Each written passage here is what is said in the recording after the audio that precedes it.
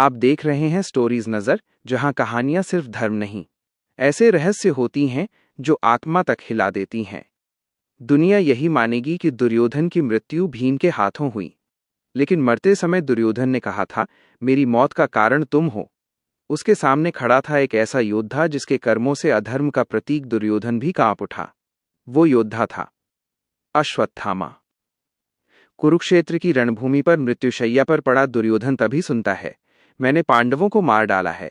क्षण भर के लिए उसके होठों पर मुस्कान आई, लेकिन जैसे ही सच्चाई सामने आई उसकी आंखों में डर उतर आया। मूर्ख, वे पांडव नहीं थे, वे उनके पुत्र थे, और उसी पल महाभारत का सबसे भयानक अध्याय लिखा जा चुका था। द्रोणाचार्य ने वर्षों तक महादेव की कठोर तपस्या की, वरदान मांगा, ऐसा पुत्र दीजिए जो आपके अंश से उत्पन्न हो। जब अश्वत्थामा जन्मा वो रोया नहीं, उसकी गर्जना घोड़े जैसी थी। धरती कांपी, आकाश थर्रा उठा। इसी से उसका नाम पड़ा अश्वत्थामा। शिव पुराण के अनुसार वह रुद्र का अंश था। उसके मस्तक पर जड़ी मणि भगवान शिव के तीसरे नेत्र का प्रतीक थी। वही मणि उसे देती थी न भूख, न प्यास, न रोग, न समय का भय। अश्वत्थामा अर्जुन जितना ही श्रेष्ठ धनुर्धर था, लेकिन अंतर सिर्फ एक था। अर्जुन के पास संयम था, अश्वत्थामा के पास असीम क्रोध। युद्ध में उसने हजारों पांडव सैनिकों का संहार किया। वो अकेला योद्धा था जो घटोत्कच से भी नहीं डरा, लेकिन पिता द्रोणाचार्य की मृत्यु और दुर्योधन की हार उसके भीतर राक्षसी अंधकार जगा चुकी थी। रात के अंधेरे में वो पांडव शिविर पहुंचा।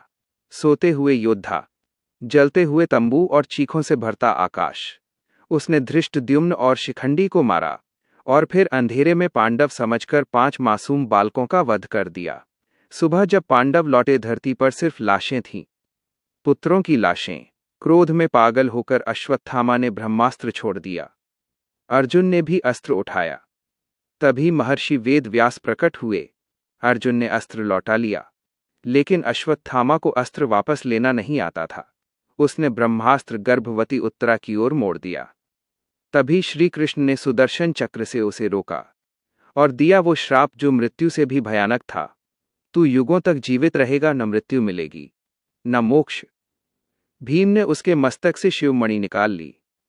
कहा जाता है अश्वत्थामा आज भी धरती पर भटक रहा है, पीड़ा में, अकेला, कल की अवतार की प्रतीक्षा करता हुआ।